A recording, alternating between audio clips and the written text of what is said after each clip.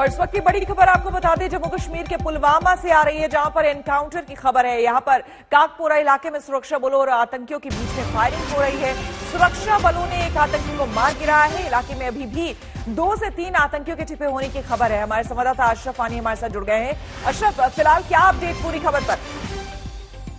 श्वेता, ये मुठभेड़ जो है बीती रात शुरू हो गई थी, क्योंकि कल शाम को सुरक्षा बलों को खबर मिली थी कि सांबोरा, जो काकपोरा के पास गांव आता है, वहां पर एक घर के भीतर कुछ मिलिटेंट छुपे हैं। जो ही पूरे इलाके की तलाशी चल रही थी बीती रात, उसी बीच एक घर से जो है सुरक्षा बलों पर गोलीबारी हुई, जिसके बाद वहां पूरी तरह से घेराबंदी की गई इलाके की। और आज सुबह फिर दोबारा फायरिंग शुरू हुई, जिसमें एक मिलिटेंट जो है अभी तक मारा गया है, अन्य 2 के वहां पर छुपे होने की खबर है। रात के बीच पुलिस ने कोशिश की थी कि जो स्थानीय मिलिटेंट इस गांव में छुपे हैं वो सरेंडर करें, लेकिन उन्होंने ऐसा नहीं किया। तो उस बीच जो दोनों तरफ से गोलीबारी हुई है, उसमें अभी तक एक मिलिटेंट मारा गया है और 2 अन्य मिलिटेंटों के छुपे होने की खबर है गाँव में। माना जा रहा है कि इनका संबंध लश्कर तैयबा से है, लेकिन अभी तक जो मारा गया मिलिटेंट है उसका शव बरामद नहीं हुआ है। फिलहाल पूरे इलाके की घेराबंदी कर दी गई है और पुलवामा जिले में जो इंटरनेट सेवाएं हैं वो भी बंद कर दी गई हैं। पिछले 1 हफ्ते के भीतर ये दूसरा इनकाउंटर है। इससे पहले शोपियान में मुठभेड़ हुई थी, जहां पर 3 मिलिटेंट मारे गए थे, और ये दूसरी मुठभेड़ जो है पुलवामा जिले के काकपोरा इलाके में हो रही है। बिल्कुल। अशरफ, आपसे जानना चाहेंगे, ये जो काकपुरा इलाका है जहां पर ये इस वक्त एनकाउंटर चल रहा है, वो किस तरह का इलाका है, किस तरह की रिहाइश है यहाँ पर? श्वेता, कश्मीर के आम गांवों की तरह ये भी एक गांव है। पास में जहरीम दरिया बहता है और यहाँ पर अगर देखें तो पिछले 10 साल के दौरान यहाँ कई सारे जो है बड़े प्रमुख कमांडर मारे गए हैं, चाहे वो जैश ए मोहम्मद के थे या फिर लश्कर तैयबा के। एक कहीं ना कहीं गढ़ माना जाता है दक्षिणी कश्मीर में आतंकवाद के लिए ये पूरा इलाका। और काकपुरा में कई सारे सुरक्षा बलों पर हमले भी हुए हैं, जहां पर पिछले कुछ महीनों से कुछ स्थानीय जो लड़के हैं वो आतंकवाद में शामिल हुए थे। माना जा रहा है उनमें से भी यहाँ पर कोई छुपा हो सकता है। लेकिन अगर देखें तो रिहायशी इलाका है, यही कारण है कि रात में काफी समय लगा।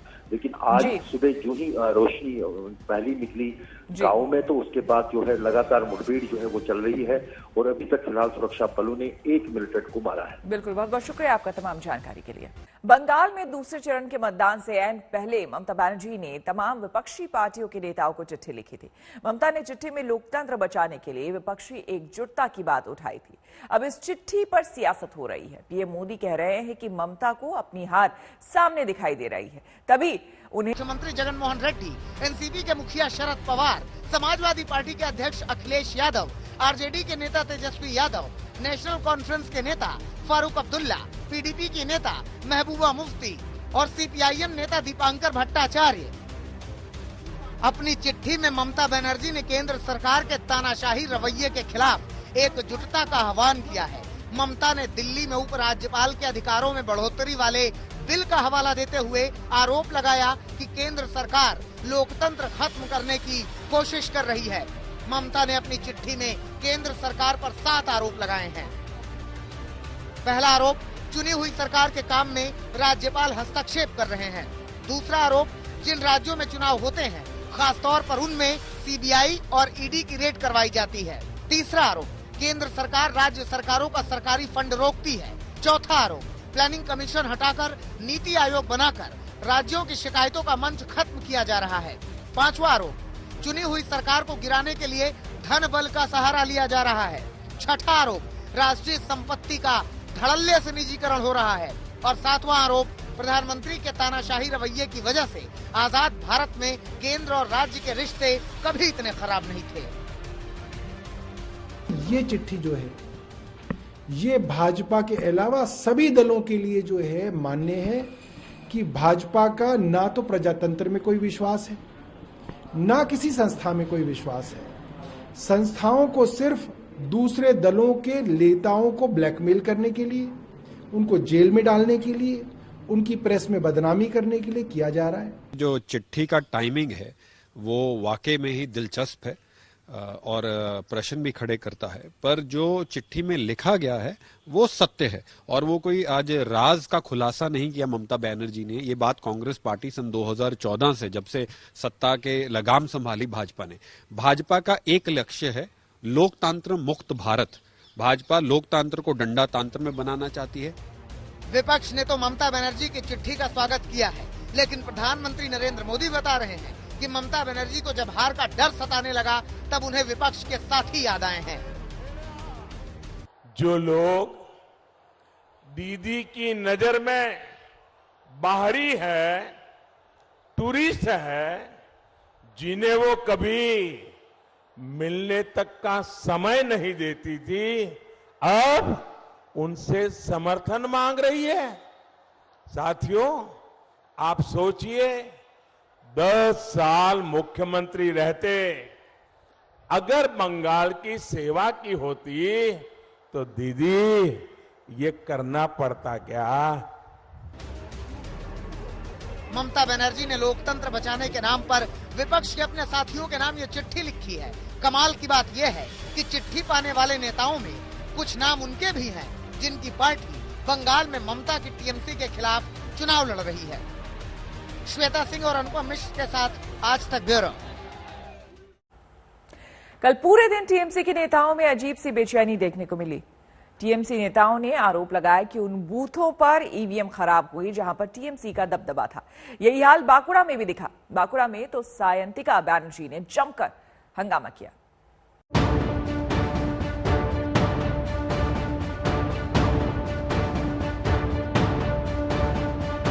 बंगाल में चुनाव हो और तनाव न हो, ऐसा तो हो ही नहीं सकता, मगर बंगाल के नंदीग्राम का टेंशन बाकी जगहों से ज्यादा था। इस तनाव को ताव तब मिला जब मालूम चला कि नंदीग्राम के भेकुटिया में बीजेपी के एक कार्यकर्ता की मौत हो गई। इस संदिग्ध मौत पर बीजेपी का पारा चढ़ गया। बीजेपी ने आरोप लगाया कि टीएमसी कार्यकर्ताओं की वजह से उनके कार्यकर्ता की मौत हुई। जैसे जैसे दिन चढ़ा, सियासी पारा भी चढ़ता गया। मतदान के लिए नंदीग्राम की जनता उमड़ी तो कई बूथों पर छिटपुट झड़प की खबरें आई। कई जगहों पर ईवीएम खराब होने की शिकायतें आई। टीएमसी ने आरोप लगाया कि 10 से 15 बूथ पर बीजेपी वालों ने पूरी कोशिश की कि लोगों को वोट डालने से रोक दिया जाए। 10 बूथ में कुछ असामाजिक तत्व और केंद्रीय बाहिनी बाधा डालने का कोशिश किया था, लेकिन जन प्रतिरोध से ये सारे बाधाएं दूर किया गया।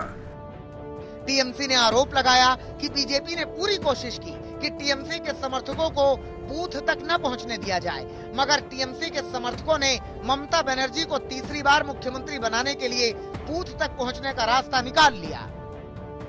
The people of Nandigram are determined to have Mamata Banerjee as their MLA, who will become the CM for the 3rd time.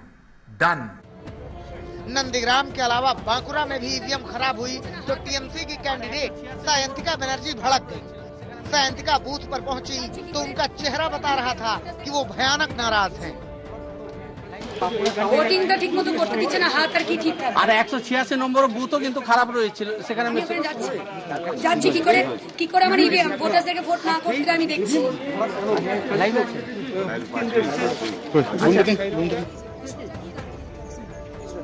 Sayantika ने आरोप लगाया कि उन 2 बूथों पर ईवीएम खराब हुई जहां टीएमसी का दबदबा है। इश्यूज बहुत ही मैं क्या बोलूं, मैंने आई हैव नो वर्ड्स। 2 घंटे से हमारे वोटर्स वोट नहीं कर पाए। यहाँ पे ईवीएम मशीन, दोनों ईवीएम मशीन नहीं चल, they were not working, the EVM machines were not working here and 7 बजे से वोटिंग चालू हुई है। यहाँ पे बहुत एल्डरली बहुत जन थे, वो लोग काफी जन वापस भी जा चुके हैं क्योंकि यहाँ पे बांकुड़ा में बहुत गर्मी है। क्योंकि यहाँ पे लोग चाहते हैं कि सुबह सुबह आके अपना वोट देके उन लोग वापस जाए, पर यहाँ पे 2 ईवीएम मशीन सुबह से काम नहीं कर रही थी और ये हमारा स्ट्रॉन्गेस्ट बूथ है। बहरहाल बंगाल के दूसरे चरण के साथ ही नंदीग्राम का संग्राम भी समाप्त हुआ, लेकिन इस समाप्ति के साथ शुरू हो गया है इंतजार कि अब की बार नंदीग्राम ने किसके हिस्से की मतों की बौछार। बांकुड़ा से प्रेमा राजाराम के साथ श्वेता सिंह, अनुपम मिश्र और इंद्रजीत कुंडू, नंदीग्राम, आज तक। बड़ी खबर इस वक्त की आपको बता दें, कोरोना की बेकाबू रफ्तार से सरकार की बेचैनी बढ़ गई है। जी हां, आज जहां पर केंद्रीय कैबिनेट सचिव की सभी राज्यों के साथ हाई प्रोफाइल बैठक है, वहीं दिल्ली में नए केसों में उछाल के बाद मुख्यमंत्री केजरीवाल ने मंत्रियों और अधिकारियों की आपात बैठक बुलाई है। देश में अक्टूबर के बाद कोरोना के सबसे ज्यादा केस सामने आए हैं। 24 घंटे में नए केस 72,000 से ज्यादा आए हैं। अकेले महाराष्ट्र में ही 43,000 से ज्यादा नए मामले सामने आए हैं। 8 राज्यों में कोरोना बेकाबू होता जा रहा है, जहां पर 84% कोरोना केस सामने आए हैं।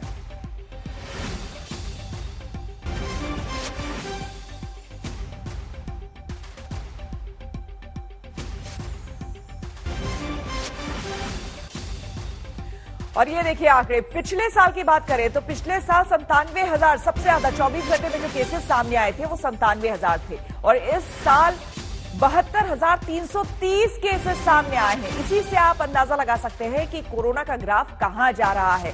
पिछले 24 घंटे की ही बात कर ले तो इस साल 72,330 केसेस हैं, और जबकि पिछले साल 97,000 मामले सामने आए थे। तो लगातार कोरोना का आंकड़ा बढ़ता जा रहा है, और मौत का आंकड़ा पूरे देश की अगर हम बात करें तो 459 है। वहीं महाराष्ट्र की केवल बात करें तो 249, सिर्फ महाराष्ट्र में लोगों की 249 लोगों की पिछले 24 घंटे में मौत हो चुकी है। तो आप अंदाजा लगाइए कि किस तरह से केवल महाराष्ट्र की ही बात करें तो महाराष्ट्र में ही 43,183 केसेस पिछले 24 घंटे में सामने आ चुके हैं। महाराष्ट्र में सबसे ज्यादा आप देखिए, मुंबई की हालत जो है सबसे ज्यादा खराब है। 8,646 केसेस सामने आए हैं, 18 लोगों की मौत हो गई है। अंदाजा लगा सकते हैं कि इस बार भी जब ये कोरोना के केसेस पिछले साल सामने आए थे, महाराष्ट्र में सबसे ज्यादा मामले सामने आए थे, और उसमें मुंबई सबसे आगे था। और एक बार फिर से आप देखिए कि 72,330 केसेस सामने आए हैं, 9 लोगों की मौत हो गई है। तो कोरोना की रफ्तार डराने वाली है। आपको हम बता दें कि देखिए पूरे देश में 72,330 केस और महाराष्ट्र में केवल 43,183 केसेस सामने आए हैं।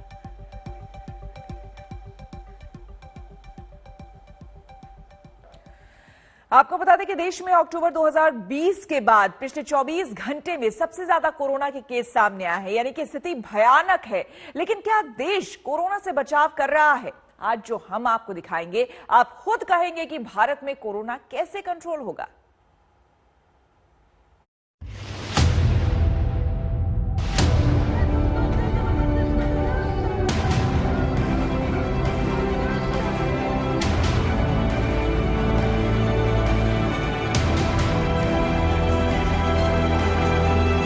बंगाल में भयंकर चुनावी भिड़ंत के बीच भले ही वहां नेता और जनता कोरोना को भूल बैठी, लेकिन देश में कोरोना ने होश उड़ा रखे हैं। देश के कई राज्य तो ऐसे हैं जहां कोरोना ने दिन का चैन और रातों की नींद उड़ा दी है। आज हम आपको कोरोना से न सिर्फ आगाह कर रहे हैं, बल्कि ये भी बताने जा रहे हैं कि भले ही देश में पिछले साल की तरह संपूर्ण लॉकडाउन ना हो, लेकिन हालात उतने ही विकट हैं। गोते लगा रही अर्थव्यवस्था में भले ही राज्य सरकारें लॉकडाउन जैसा कदम उठाने में डर रही हों, लेकिन ये सब कुछ समझ में आ चुका है कि कोरोना की ये दूसरी लहर भयंकर ही नहीं, बहुत भयंकर है। यकीन नहीं आता तो आंकड़ों से आप भी रूबरू हो जाइए। पिछले 24 घंटे में 72,000 से ज्यादा कोरोना के नए केस। अक्टूबर 2020 के बाद सबसे ज्यादा कोरोना के मामले। 31 मार्च को देश में कोरोना के 450 से ज्यादा लोगों की मौत। 8 राज्यों में 85% नए मामले, 83% मौतें। अब कोरोना से बचना है तो जन जन को वैक्सीन लगवाना है। लोग साल 2020 को कोस रहे थे, महामारी ने सब कुछ चौपट करके रख दिया था, लेकिन साल 2021 में भी कोरोना ने तगड़ा बैकफायर किया है। लेकिन कुछ लोग अब भी ऐसे हैं, उन्हें महामारी का मतलब समझ में नहीं आ रहा। लगता है ऐसे लोगों के साथ लॉकडाउन जैसी सख्ती से पेश आना होगा। पुलिस को डंडा लेकर ही दौड़ाना पड़ेगा, जबरन मास्क पहनाना पड़ेगा।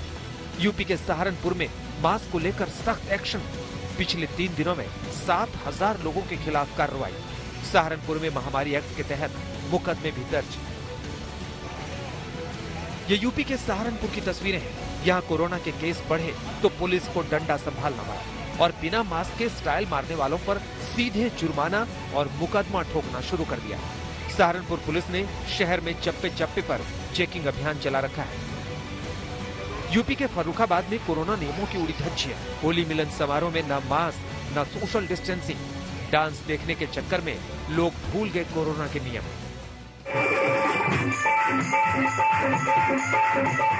यूपी के फर्रुखाबाद में बीजेपी के सांसद मुकेश राजपूत ने होली मिलन समारोह रखा, जिसमें जमकर भीड़ जुटी, डांसर बुलाई गई।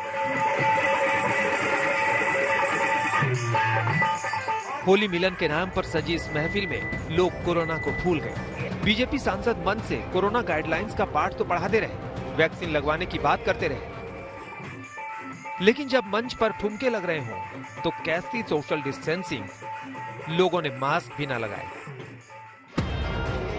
लखनऊ में भी कोरोना नियमों की उड़ी धज्जियां। खचाखच भीड़ के बीच बर्थडे पार्टी में जमकर नाच गाना। बार बालाओं के डांस में लोग भूल गए कोविड प्रोटोकॉल। लखनऊ की इस बर्थडे पार्टी में बार बालाएं नाची तो लोगों ने कोरोना के नियमों को ताक पर रख दिया। और तो और खुद पुलिस वालों ने बैठकर बार बालाओं का डांस देखा। सैकड़ों की तादाद में लोग जुटे। इस डांस पार्टी में ना तो लोगों के चेहरे पर मास्क थे, ना ही सोशल डिस्टेंसिंग का ख्याल। लखनऊ की हरदा कॉलोनी में बर्थडे पार्टी का मामला संज्ञान में आया तो ड्यूटी पर तैनात पुलिसकर्मियों के खिलाफ कार्रवाई की मांग की गई। हाथरस के सिकंदरा राव में उड़ी कोरोना नियमों की धज्जियां। होली मिलन समारोह में लोग एक दूसरे से खूब गले मिले, डांस भी हुआ और सोशल डिस्टेंसिंग का माहौल भी उड़ा। सिकंदरा राव में होली मिलन की पार्टी किसी और ने नहीं बल्कि विधायक जी ने रखी थी। इस पार्टी में महिला डांसरों को बुलाया गया। खुद विधायक जी ने डांसरों के साथ ठुमके लगाए, एक दूसरे के गले मिल मिलकर होली की बधाइयां दी और तो और डांसरों के साथ सेल्फी भी खिंचवाई गई। मास्क तो दूर की बात, सोशल डिस्टेंसिंग भी भूल गए विधायक वीरेंद्र सिंह राणा। देश में कोरोना के बढ़ते केस रिकॉर्ड तोड़ रहे हैं। पिछले 24 घंटों में साल में सबसे ज्यादा कोरोना केस आए हैं और ये पिछले 24 घंटे की तस्वीरें हैं जो कोरोना के नियम समझाने वालों को ही चिढ़ा रही हैं। और तो और नेता महफिलें जमा रहे हैं। आज तक ब्यूरो। डॉक्टर्स और एक्सपर्ट्स का मानना है कि जिन्होंने वैक्सीन डोज ले ली है उनको भी कोरोना प्रोटोकॉल नहीं तोड़ना चाहिए, लेकिन यहां तो बड़ी आबादी जिन्होंने वैक्सीन भी नहीं ली है वो भी सोशल डिस्टेंसिंग का उल्लंघन करते देखे जा रहे हैं। कुछ वैक्सीन सेंटर पर भी अव्यवस्था का आलम दिखा।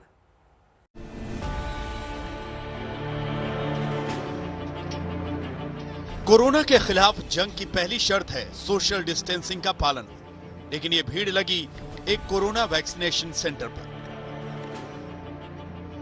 जगह है राजधानी दिल्ली का Rajiv Gandhi super speciality hospital.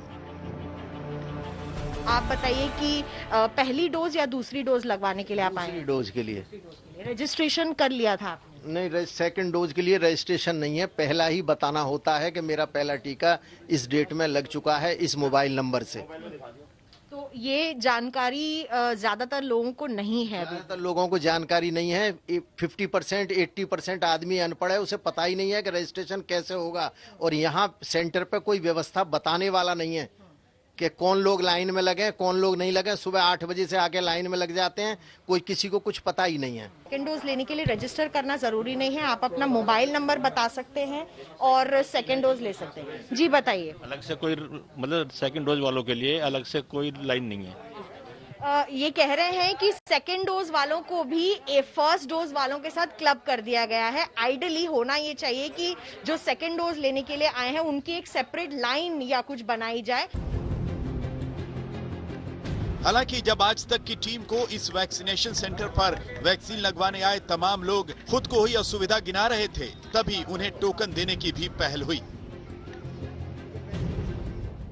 45 वर्ष से ऊपर लोगों के लिए वैक्सीनेशन ड्राइव को एक्सपैंड किया है सरकार ने, और थोड़ी बहुत चीजें हैं जो अभी भी अस्पतालों को स्ट्रीमलाइन करनी है। लेकिन ये देखिए साइड में यहाँ पर इन लोगों को टोकन दे दिए गए हैं और एक एक करके 10 लोगों का ग्रुप बनाकर इनको वैक्सीनेशन सेंटर ले जाया जा रहा है। 10 लोगों का ग्रुप इसलिए बन रहा है क्योंकि एक वाइल में 10 डोजेस होती हैं और क्योंकि अस्पतालों को इंश्योर करना है कि डोजेस वेस्ट ना हो। वैसे किसी एक वैक्सीनेशन सेंटर पर दिक्कतों का मतलब ये बिल्कुल नहीं कि पूरे देश का हाल यही है। कई जगहों पर वैक्सीनेशन की अच्छी व्यवस्था भी दिखी।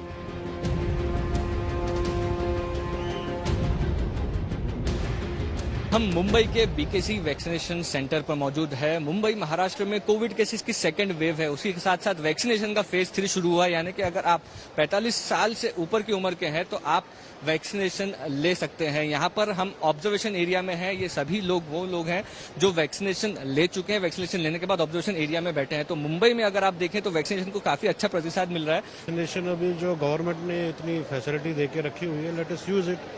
और ऐसा मुझे लग नहीं रहा कि जो पैनिक सिचुएशन लोग क्रिएट करते हैं या ऐसा बोलते हैं कि टाइम लग रहा है या धक्का मुक्की हो रही है, इस टाइप का कुछ नहीं है। You come and easily have your vaccination. Corona vaccination centre ठीक ढंग से काम करें तो कोरोना के खिलाफ लड़ाई मजबूत तो बनती है, लेकिन यहाँ एक नई चुनौती भी खड़ी हुई है। लॉकडाउन खत्म होने के बाद ही लोगों में लापरवाही बढ़ी थी और अब वैक्सीन आने के बाद से एक बड़ा तबका जैसे मानकर ये चलने लगा कि कोरोना का संकट मिट गया। सार्वजनिक जगहों पर सोशल डिस्टेंसिंग के नियम टूटने की घटनाएं कहीं खास बाजारों या खास इलाके या राज्य तक सीमित नहीं। कैसे खुल्लम खुल्ला कोविड नियमों और चेतावनियों का उल्लंघन हो रहा है, इसे सिर्फ यूपी के सहारनपुर से समझ लीजिए। 3 दिनों में ही बिना मास्क के सड़कों पर घूमने वाले 7,000 से ज्यादा लोगों के चालान कटे और उनके खिलाफ महामारी एक्ट में मुकदमे दर्ज करने पड़े। कोरोना के खिलाफ लापरवाही के एक नहीं अनेक उदाहरण रोज हमारे सामने आ रहे हैं, जबकि अभी भी वैसी ही सावधानी बरतने की जरूरत है जैसी 1 साल पहले लॉकडाउन में बरती गई थी। दिल्ली से मिलन शर्मा के साथ आज तक ब्यूरो।